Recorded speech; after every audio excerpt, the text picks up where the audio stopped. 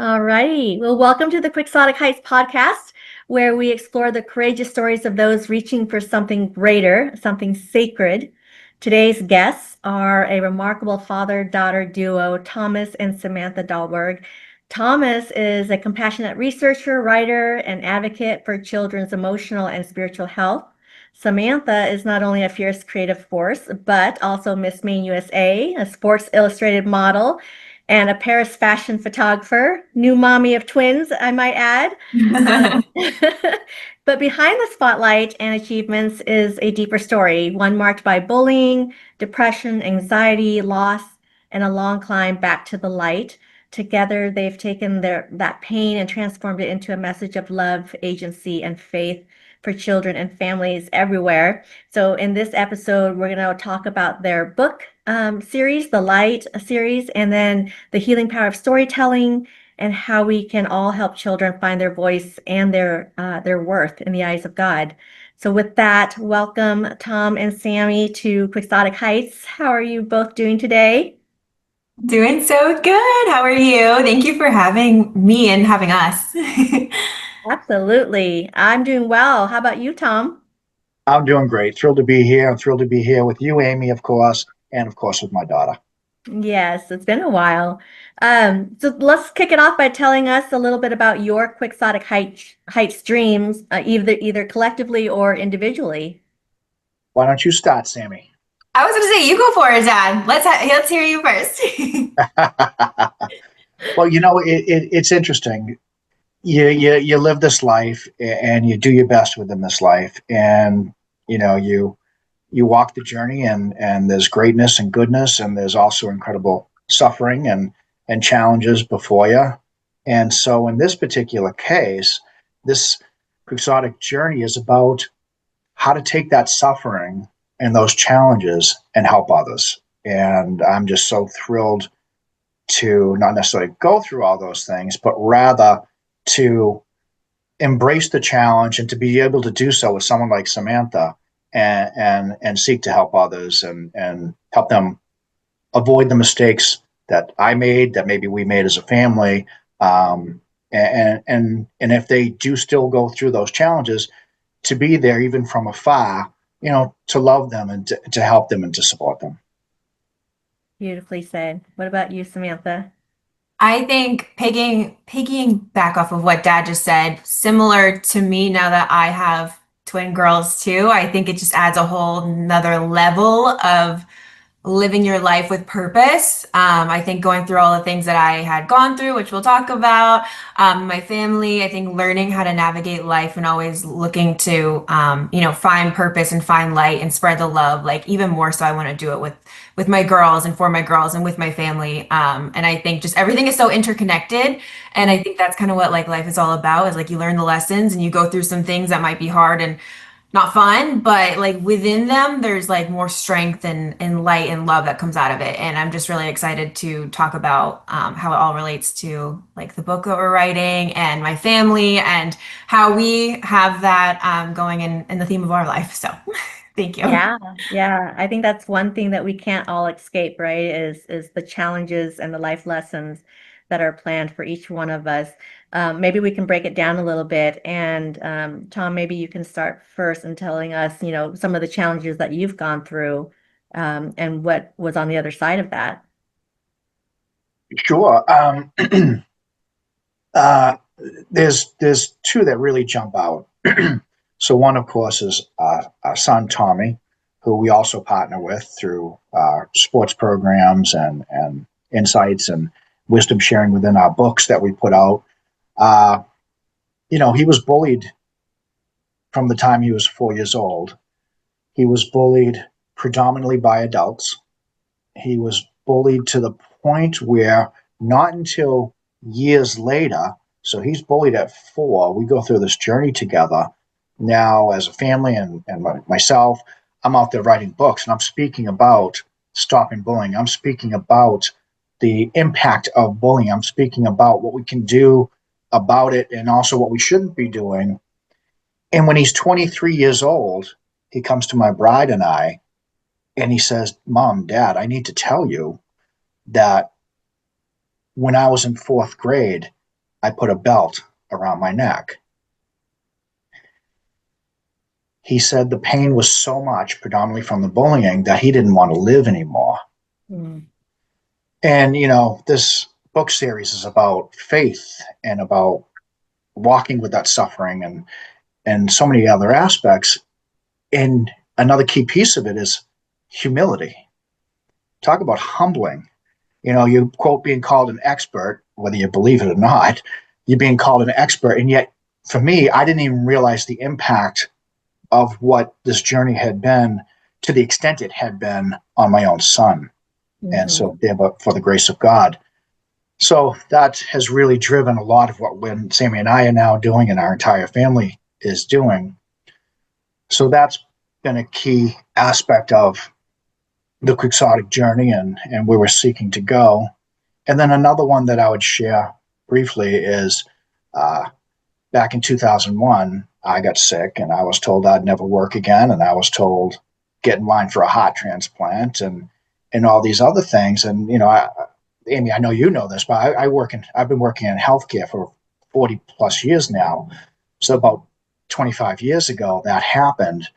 And, I had a young family at that time. Sammy was just a baby. And, as was Tommy and Haley, our youngest. And that whole journey and my anger towards God and that faith journey within that space, and then coming through that suffering to seek to improve healthcare, as we're also in this context seeking to improve youth sports and educational programs and communities and families as far as bullying and some of the other adverse childhood experiences. So I would share those two challenges Mhm. to answer that question. Thank you. Where do you think you would be if you didn't go through those challenges? uh,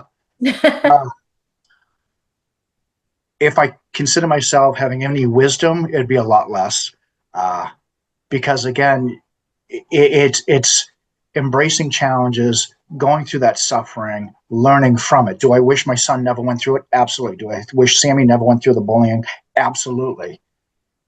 But it did happen, and so I've become far wiser, far more humble, and I would even say even more service oriented. That again, I don't want people to go through these mistakes that I made or through the health journey, seeing the brokenness of the healthcare system.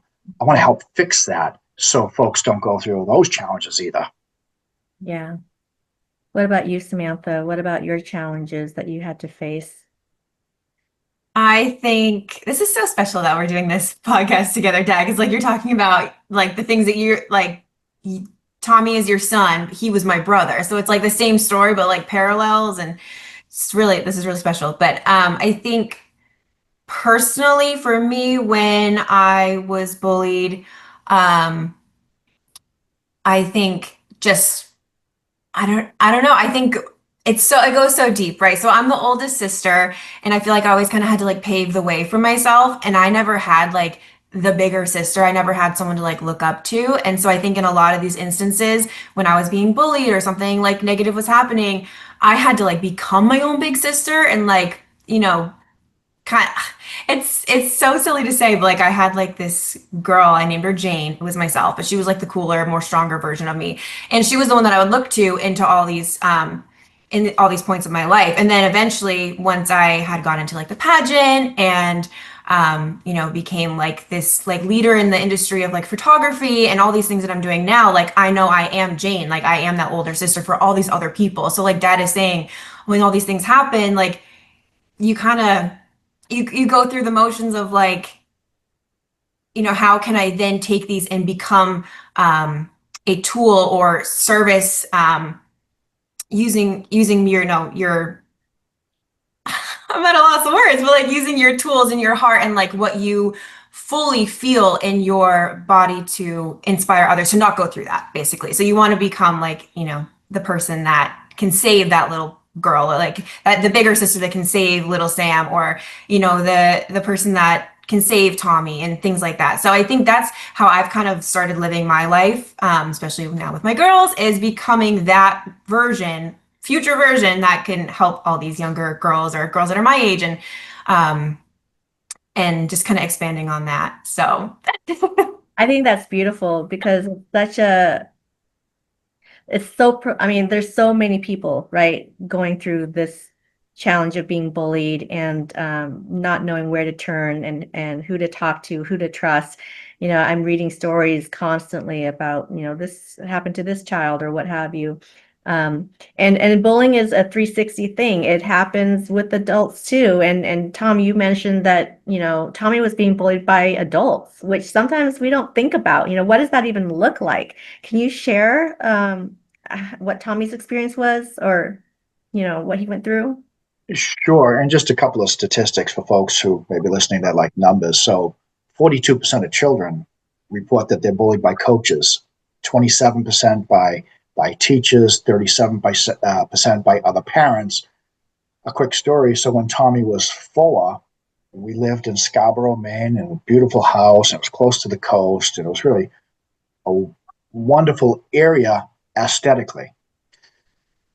I remember one day where Tommy wanted to go outside and play with his friends, and it was our house, and then our driveway, then a patch of grass, and then the front walk to our neighbor's house. And we saw that his friends were out there, and we said, sure, go out and play. And we kept an eye on him as he walked out the door, and we looked through the window, made sure he got there. And it had to be just minutes, maybe moments later, Tommy comes bursting through the door. Tears are streaming. He is wailing. We thought he physically got hurt. And so my bride and I, we're running over to him. We're hugging him. What's going on? What's happening? And he could barely speak. Long story short, what he shared with us was he was out playing with his friends. And at one point, again, very quickly, they decided they were going to go inside the neighbor's house. And they were in a line coming up the stairs. And the neighbor was letting them all in. And then she looked at Tommy, who was towards the end of the line, and she said, Tommy, you can't come in. You're too big. 4 years old. Broke his heart. And so with his permission over these years, we've used that awful phrase and we've turned it. So the big kid has become our moniker for our sports program, for two of our books, and has inspired many others to see what others see as possibly a negative as actually a positive, because we help Tommy, and good with insights from God and lots of prayer and deferring to really wise people, learn to love his body, to learn to love his bigness and become healthy and use that in positive ways to on the basketball court and in other ways as well. So it's that's a piece of that journey. Yeah, and that's beautiful that you turned a quote unquote negative word into such an empowering word, and that mind shift and that change of perspective. It's just that little thing, but it makes a world of difference. So kudos to you for doing that. One thing that you said, Tom, that resonated with me is that, your mission is to not only show people what to do, but what not to do. Talk to me a little bit more about that, because we often hear, don't do this, don't do that, but it's all fluff. There's no concrete, anything around it. Can you be a little bit more specific around that? Yeah. So I use this when I'm speaking a great deal. I'll use the phrase, the highway to hell, or the roadway to hell is paved with good intentions. And so when it comes to bullying, and it comes to bullying, say in educational programs or sports programs, there's typically 3 go-tos that organizations have implemented that are incredibly well-intentioned. So as an example, they go to zero tolerance policies. Well, as you said at the beginning, I have a research background.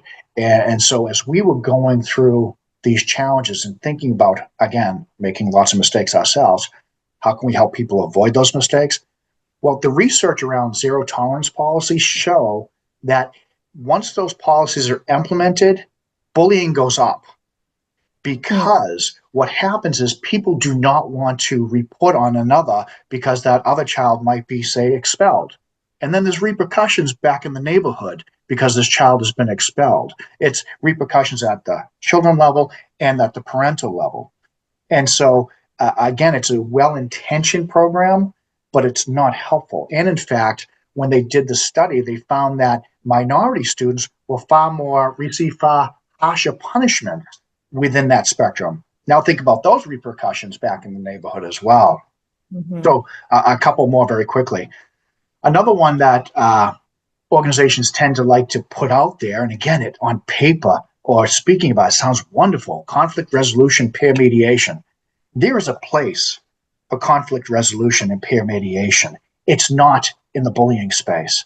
Because what happens here is, number one, and this is all about the research, bullying is not a conflict. It's a victimization.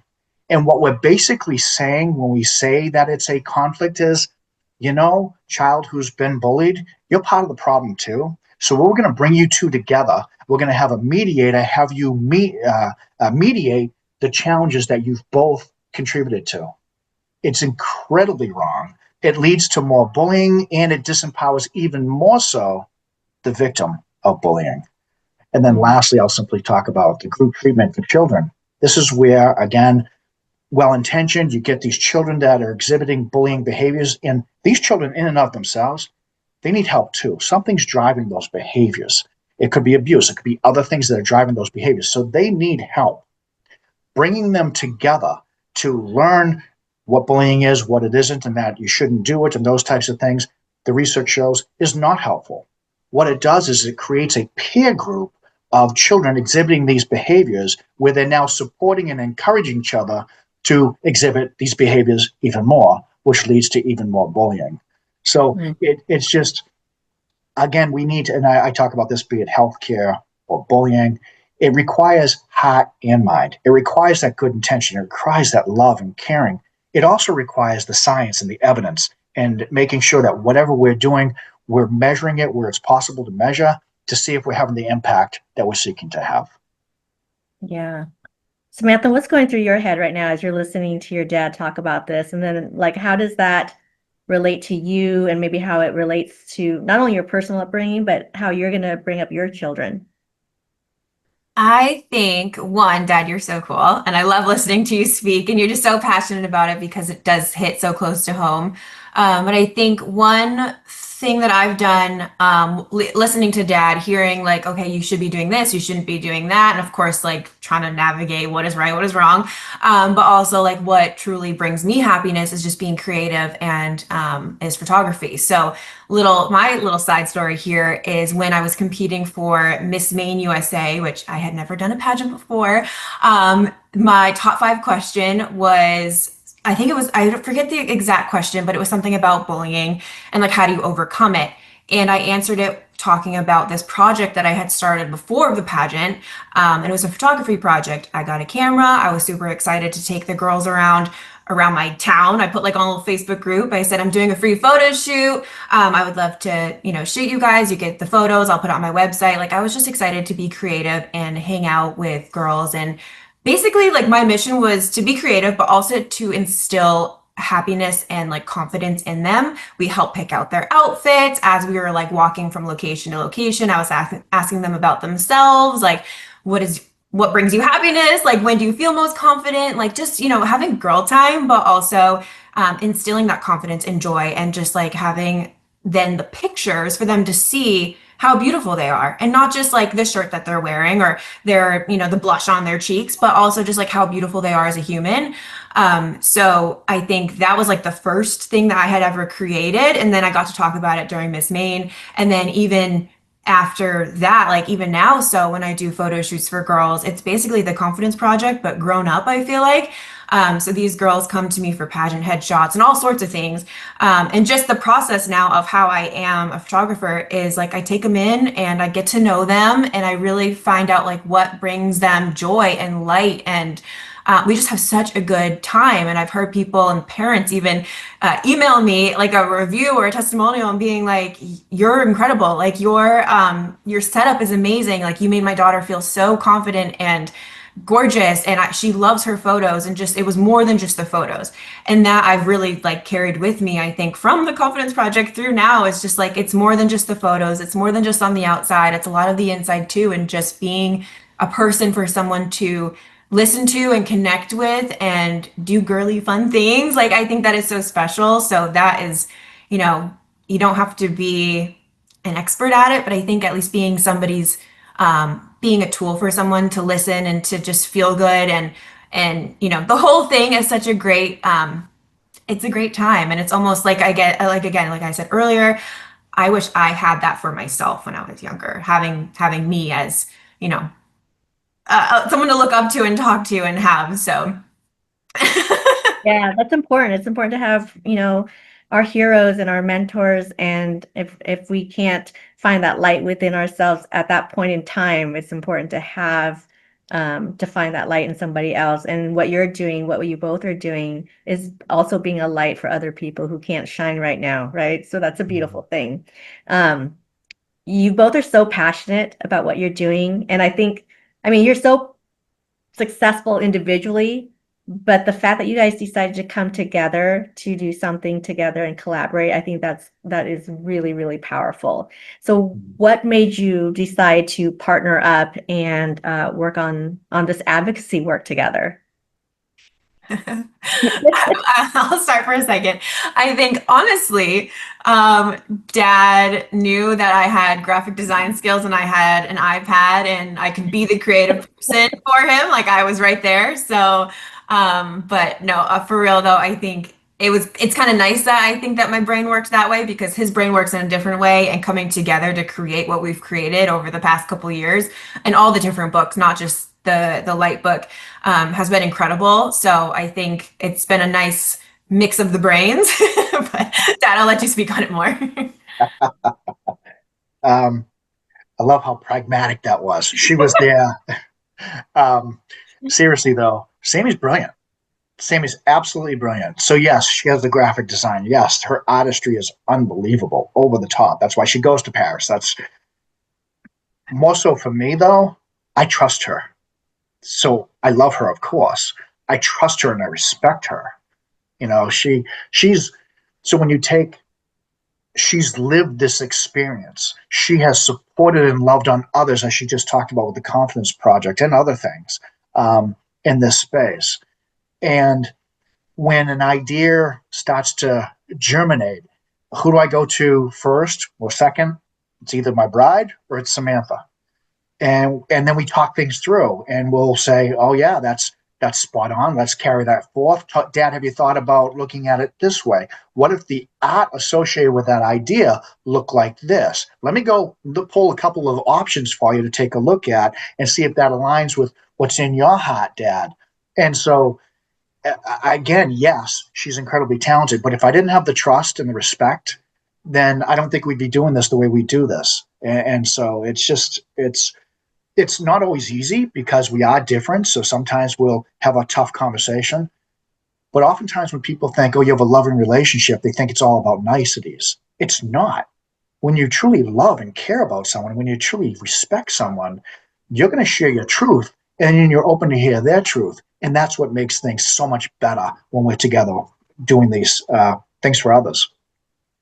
Yeah, and it's business, you know, and so you have to kind of draw that line and put your business hat on instead of your dad and daughter hats, right? But at the end of the day, you Absolutely. can like go out and have ice cream together and all be good. Sure.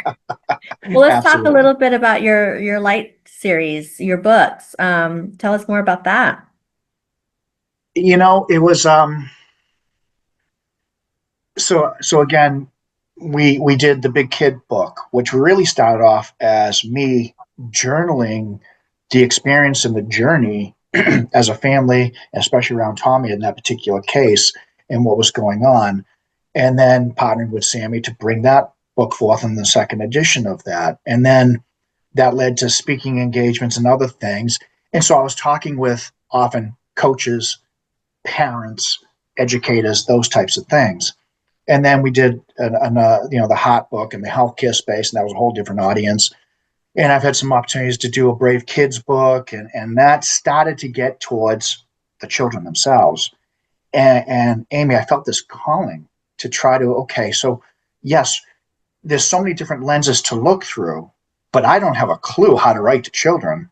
And so literally I went and found a resource out of the United Kingdom that does children's books. And so 3 years ago, perhaps, Samantha, myself, and my bride, Doc, went down to Pensacola, and Sammy and I would be out on this deck overlooking at the water there. And I was learning how to write for children. I was learning the importance of melody and rhythm and naming and all these other pieces. I was learning the power of graphics, of pictures, of art, of colors. And again, that's where Sammy came in as well. And so we started this series and the first book, which we're working on as we speak, in that space and with that new learnings. And it's been this incredibly, again, humbling experience as far as taking initial ideas and start to move those forward. So, Sammy, I'll let you chime in on your thoughts there. Yeah, I mean, Dad, right back at you. You are brilliant, and I love your ideas, and everything comes from the heart. And I think that's where our brains kind of mesh well, where he'll write me this like email with all these notes and ideas and things that he wants to say, and he wants it to be in the picture, and I just be like, Dad, like it can't all be on the paper. That's when like the imagery comes into play. And, so we've done a lot of like shaving down and molding and changing up the story and the way that the story's told. And it's way different than any other book series that he's done. But it's taken a lot of work to kind of figure out, okay, how is this going to be very impactful and special for children, and what age children, and what are they going to get out of it, but how also can it be a tool for adults? So it's been a really cool adventure and experience. And I think as we keep going, we keep having meetings, and then we're like, it's almost like the artist thing, though. I think you never know when you're done, but we're getting there, and I'm pretty sure we are like, this is going to be so impactful and so special, and it's going to change a lot of parents, teachers, kids' lives. It's already, I feel like, changed our lives working on this. So it's been really fun working with Dad, and I think we have some pages to show you too. Like we can send them afterwards in an email if Dad hasn't already. So, but they're gorgeous, and it's a lot of Dad's doing, and I just made it come to life. I think that's beautiful. We'll definitely add that to the end of this video and share it. That would be amazing. So one of the things that you also said earlier, Tom, was about, kids being bullied by coaches and parents and stuff like that. And, my son's in athletics, and how much of the coaching is, I want you to push through the pain and be a tough, player versus being seen as, someone who's coddling their athlete, right? Where's that balance, and how do you define that as bullying?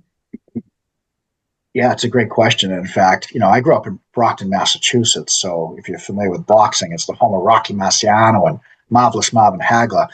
And you got hurt boxing or just football or basketball, whatever it was the old school, rub some dirt on it, get back out there. And that's how I grew up.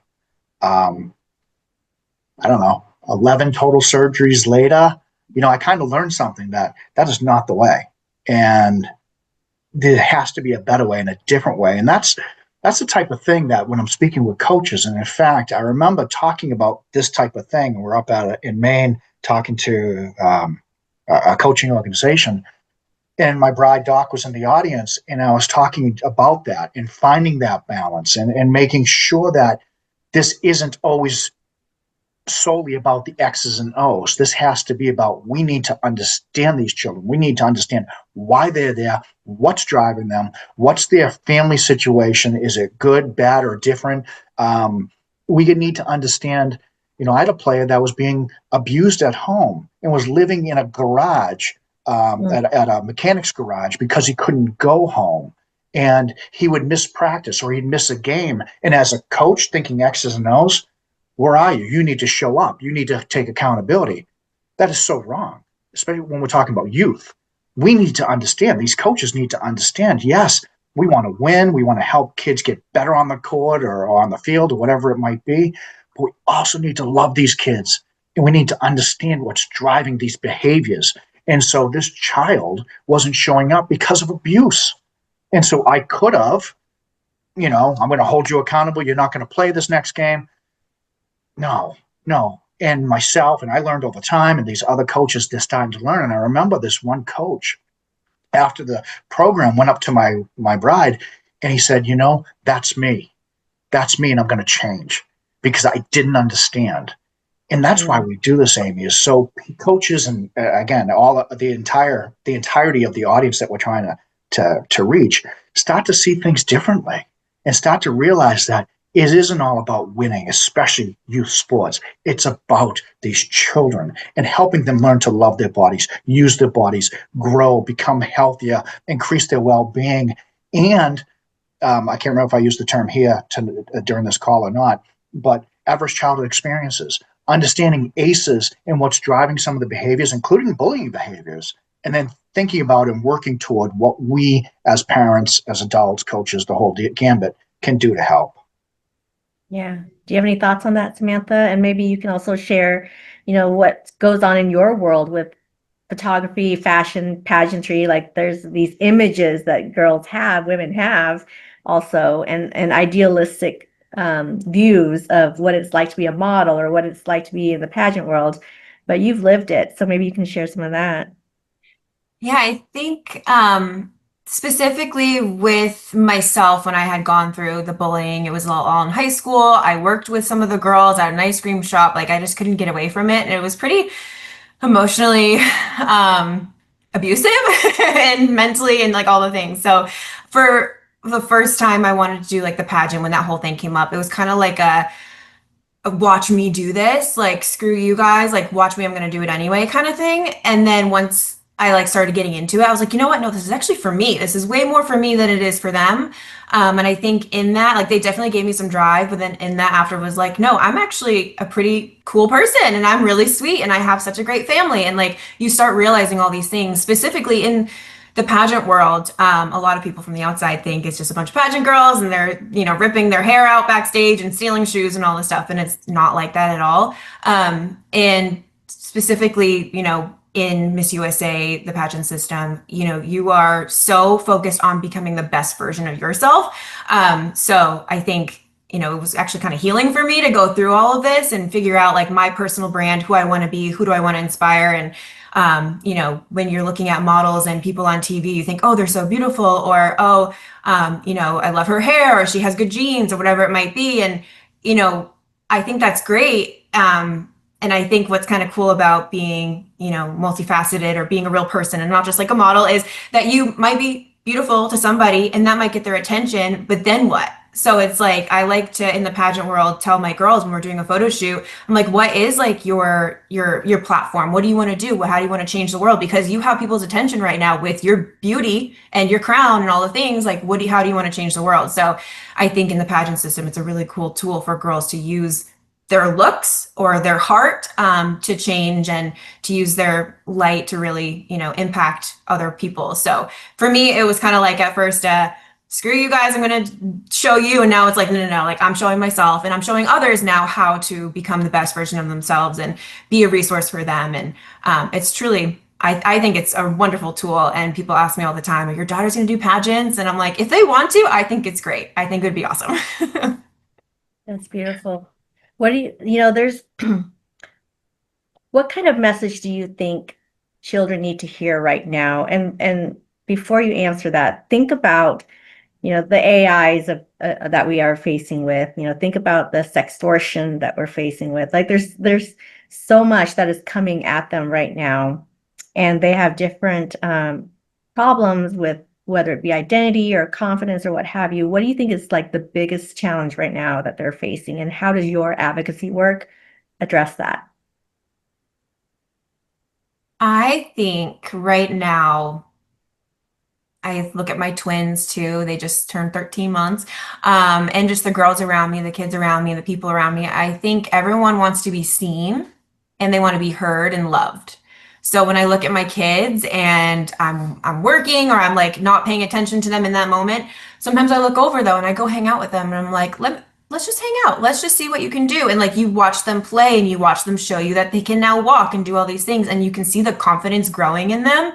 And I think, you know, my girls online or my photo shoot girls, like they just want to be seen and heard. And whatever the topic is, I think we all just want to feel included in a way. So all these different groups and whether it's pageantry, sports, whatever it might be, you just want to feel like you're a part of something. And you want to feel like you're building your confidence skills and that you have someone to lean on because life is hard. And I think, you know, just being more aware of letting people be seen and making the space for them and stop being so selfish, you know, like kind of open up your eyes a little bit and just, you know, open your heart and just realize that everyone's going through something, whether they look good or not on social media, you know, so seeing them, loving them, giving the space to just hear people out and making them feel loved, I think is so important. And I see it right now in my 13-month-olds. I just think that's absolutely beautiful and so spot Yeah. on. And Sammy, you reminded me of, I think is it Marianne Williamson and A Return to Love? I remember it from, if you remember the movie Coach Carter, and they talk about our deepest fear is not that we are inadequate. Our deepest fear is that we are powerful beyond measure. Mm. It's our light, not our darkness, that most frightened us. We are a child of God. And so when I think about children, I think oftentimes we forget, or our children, we don't remind them enough that they are a child of God. And I think it's in Matthew, in the same way, let our light shine, teaching our children to shine that light, not be afraid of shining that light, not because someone says you're a big kid, embrace and learn and understand you are loved by God. You are a child of God, made in his image, and shine that light, shine his light. Mm-hmm. I love that. I love that. So you guys are doing so much. What can you walk us through, like your creative process when an idea hits? How do you dissect that? And then, you know, you paint this beautiful picture of collaboration, but we know that, you know, there are times when you butt heads. How do you push through that?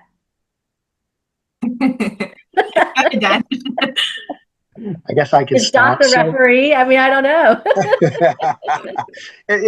no need for a referee, but that is funny, and she would be an amazing referee. Um, you know, I'd say for me, it's very organic. When I wrote the Hot Book, that was very planned out. It was 1,500 words a day, no matter what. And I created this monstrosity that then, working with incredible editors, got it down to a place that actually it made sense. I think within this work, and especially the Light series, it's really organic. Ideas are stimulated through Bibles, reading, devotionals. I mean, Lisa Koval has been, I need to tell her this more. She inspires with her loving words, and other readings. It comes from movies like Coach Carter, and from music, and from dreams, and from lived experience in our own family. Of course, what Sammy went through, and Tommy and Haley. And then for me, it's really reflecting on that. And Amy, what I've learned as far as how do I filter through all that to create a message that I believe is a message that's truly helpful is I actually use the armor of God as my filter. So, you know, if you think about the armor of God, first you have the sword, which is the word of God. Okay, perfect. That gets you the belt, which is the truth based on that word. The breastplate is righteousness. So is this righteous that we're putting out there? Is this helpful that we're putting out there? The shield is the faith. Is it faith in the word, in the truth? And the boots are the peace. Does it bring peace? Will this bring peace to that child, to that family, to that community, to that organization? And then does it lead towards salvation? And of course, that's the helmet. And so that's part of that filter, and probably the most important part. But then, like I said, it needs to be heart and mind. It needs to be also the evidence. So then if you think about high reliability organizations, and they always, within that, one of the tenets is defer to the experts. I'll go to the experts. I used to work at the National Institute for Children's Health Quality, and I worked with this incredible woman, Linny, and we were talking about parent partnerships at that time. And she's an expert. She helped us understand bullying and the bullying of children through by adults. And so I continue to follow that pathway. So the inspiration, the filter, and then the experts to help us craft a message that's going to hit heart and mind and ideally lead to goodness. Wow. And then, of course, I say, Sammy, with all that. Seriously, he'll then send me an email or a text, with all of his ideas organized and everything. And then I take that, digest it and process it. And I'm like, okay, this honestly, sometimes the scenes that he's writing would be a perfect like animation or movie because he's so specific with like, and I want their arm to swing this way. And I want that. I'm like, Dad, it's a children's book. It's 2D, like we're not moving. But then I take his ideas and we filter through and we figure out what, like we work with different color theory and symbolism and different like Easter eggs on the pages and stuff. So once you kind of get through the book, you're like, oh, like that and that. And you start catching on and just keeps like, there's so many layers to it. It's really, really cool what he's created. It's not like we just popped it out on ChatGPT and was like, all right, we're done. Like it's taken a lot of heart and soul. And at first when we started, it was good. And now it's really great.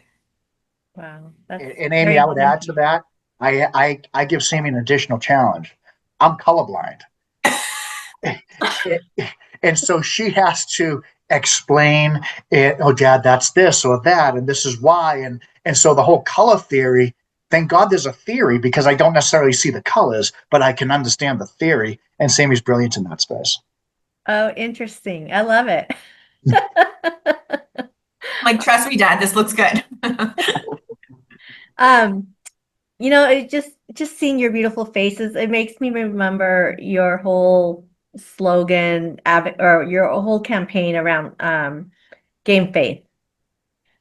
And I would like to just bring that back up for a moment. Can you share with the listeners what that was all about and why it was so important? I love that you brought that up. And I was actually on our Game Faith site the other day, and this is truth. Amy, I listen to yours often because it's so inspirational. And you and Tori especially, and all of them are brilliant. So again, I grew up in Brockton. I grew up with a lot of that stuff that we talked about, rub dirt on it. And it was always about sports and athletics and about competition and all that. And what would you hear often? Put your game face on. So if there's a challenge, put your game face on. If you made a mistake, put your game face on. Keep showing up. Keep making a difference. And I'm not saying that's a bad thing. I think it's an incredibly important message. And yet, it doesn't get to the entirety of who we are as people, body, mind, and spirit. And so as we were thinking about those things, as we were thinking about the bullying, as we were thinking about what it takes to improve a healthcare system, or a youth sports program, or an educational program, or to support a family, or to support a child who's being abused when you don't know what to do. And I didn't know what to do. I couldn't just put my game face on and tough it out. And I needed to go beyond that. And that's where, I mentioned, I think, humility or humble a couple of times. That's when you hit your knees and you look up and you say, I need my faith. I can't do this alone. I have, Sammy and Doc and our entire family. I need God. We need God. We need God's love, God's wisdom, God's truth, everything I mentioned earlier.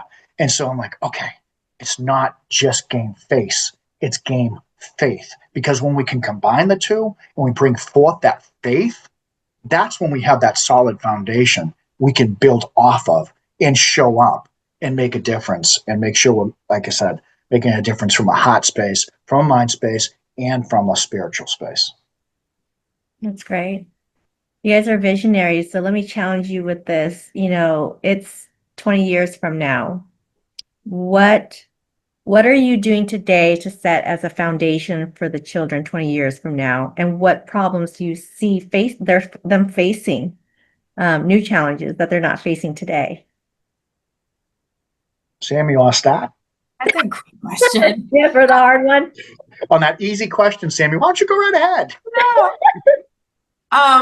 The first thing that comes to mind is technology. It's like, where is that going to be, especially with all the AI? And I mean, I love me some ChatGPT. I love me some AI artwork. Like, I get it and I love it and it's very helpful in some ways, but I think it's taking the heart out of a lot of things, and especially as an artist, I don't love that. So just thinking like 20 years, where is that going to be? How much heart is going to be removed from all the things that we are doing and how we're communicating with people and how we're connecting? Is it going to be like fully authentic? And it going back to like what dad and myself were saying, like, you just want to be seen and heard and loved, and you can't always do that when it's just computers. So that's a little scary, I think, for my girls and for the kids nowadays. But I think by making these series like The Light and continuing to have these like creative spaces like the photography, I think having, you know, real life things to hold on to and people to connect with, hopefully we can create like little, you know, groups of people that continue to have these conversations and love on and see each other and support. Maybe they can create cool things too. And it's not just technology, you know, it's kind of back to the roots of like hanging out outside and playing and just like really seeing each other and hearing each other. So Right. Beautiful. Put you on the spot there, Sammy. It's funny, as you were saying all that, I'm like, we are humans, right? And technology is advancing. Technology, when we use it well, will support our humanity journey, will support our ability to be seen and heard and loved. And yes, technology can also be a barrier to that. And so the cravings in our heart for those things, the challenges we have to shine our own light, that doesn't go away. That doesn't go away. That's still there. And now you have AI and all these other pieces that we now need to navigate in a different way. So it's really about, for me, helping children and older young adults and older folks, you know, learn how to role model what we want to see in this world. You know, Gandhi talks about be the change, and everyone loves to use that phrase. And yet they don't really understand often what he truly meant. Because if you read the entirety of what Gandhi said, it wasn't be the change in the sense of, I'm going to take action and change that in the world. What he's saying is, look in the mirror and change yourself. Because when we do that, and this links into Albert Moravian, and Sammy's probably heard me say this 1,000 times, Albert Moravian is a social scientist, and he studied our ability to influence and help and support others. And what he found was that when we're communicating, 7% of our influence is the words we use.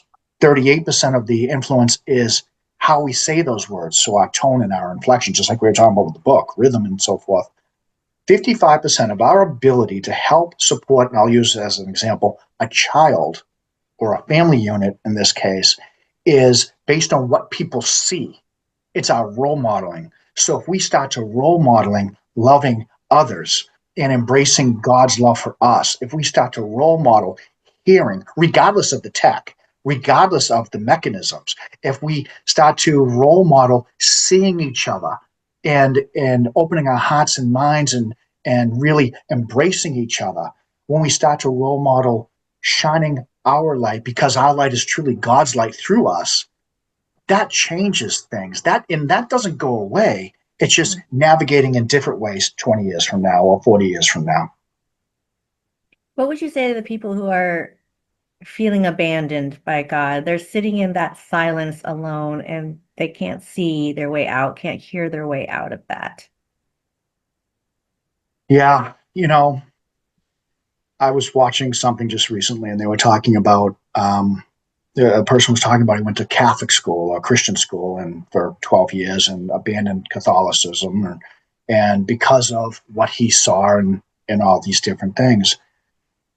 I've learned a long, long time ago, you can't and shouldn't force beliefs, force anything on people. I actually would rather defer to St. Francis of Assisi, at least it's attributed to him, where he says, preach the gospel every day and sometimes use words.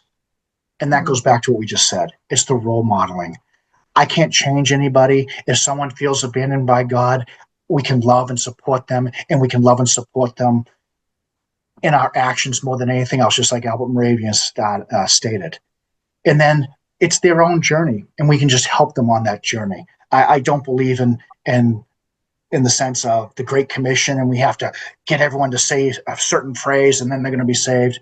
No, it's sharing God's love with others, and that's, to me, is the most important thing. Thank you for that. We are actually coming up to our hour already, and I say it isn't so. Were there any topics that we didn't cover that you want to touch on, Tom and Samantha? Sammy? I think we covered a lot. I think just really quick, what kind of relate back to what Dad just said, and a quick little story. I was recently working with someone, and they've worked with me a bunch. And recently, for myself, I really turned more into my faith and really just like have let my life just like I can't do it all by myself. Twin mom, like I can't do it all by myself, and with work and everything. So I really have been like leaning into it. And this person that I had been working with, in that time frame that I started changing my beliefs or just like how I go about my life, she says to me, "You look different. You're glowing. You seem so much happier. What did you do? What is your skincare routine?" And I was like, "What?" And I didn't put two and two together. And then I was like, "No, girl, it's God. It is, love and light." And I didn't say it out loud to her because was still processing it. But I was like, it wasn't a skincare routine. It was, letting go of having all this control in my life and just letting it up to God and just like being an example and living through it and being, the happy-go-lucky girl that I am. And she was seeing that. She didn't know what it was. But now she, I think, realizes, and she's kind of changing her ways a little bit too. I hear it in our conversations. So I just want to say that real quick because it's like you just live it, and people I think will notice when they want to notice, So, Awesome. I love that. Yes, agree.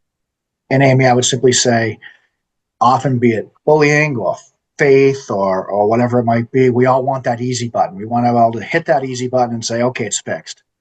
Yeah. We really need to embrace carrying that cross. We really need to embrace that we're all complex adaptive systems and we're all different. And so a key to that is relationship. So when Sammy was talking earlier about her incredible project, the Confidence Project, and her photography, the phrase that came to mind was relational photography, because Sammy builds these incredible relationships that now shine through in those pictures. And that's why, to me, that the parents and the model themselves see something different in Sammy's work. And so there's no easy button. You have to want it. And if you want to fix things, you have to humble yourself, be open to new learnings, and then move forward. And then lastly, I simply want to say, your snow books are absolutely incredible. And as we were having this conversation, I'm like, oh, I want to hear more from Amy. And I know that's not why we're here, but I'm going to listen for more of you and your message going forward. Because again, who you are and what you've been through and how you share and how you make this world better, it's special. It's really special. Thank you. Thank you so much. Okay, so for our listeners who wanted to learn more, where can they go to follow you? Samantha? Mine is just, if you want to follow me, Instagram. I have, mom life, twin life, photography, God, all the things at Samantha Dahlborg. Super. Awesome. And if you go to Dahlborg, so it's DAHLBORG, HLG.com, you get all about books, information, blogs, all that great stuff, which Sammy helped put together on that website. So, of course she did. And when I say helped, she did it. Yeah, we knew. Well, thank you so much, both of you, for spending the hour with us. That was a really powerful conversation, and it was a great reminder of how healing is possible and that purpose can rise from pain, and that our voices, especially for our children, are worth protecting and empowering. So thank you. Listeners, if today's episode moved you, please share it with your friends, your parents, your teachers, someone who just needs to hear that they're not alone and that they are loved. And as always, thank you for listening to the Quixotic Heights podcast, where we believe that even the most broken stories can lead to the most beautiful heights. So until next time, keep climbing. Thank Thank you, Amy. Thank you, Sammy. Bye.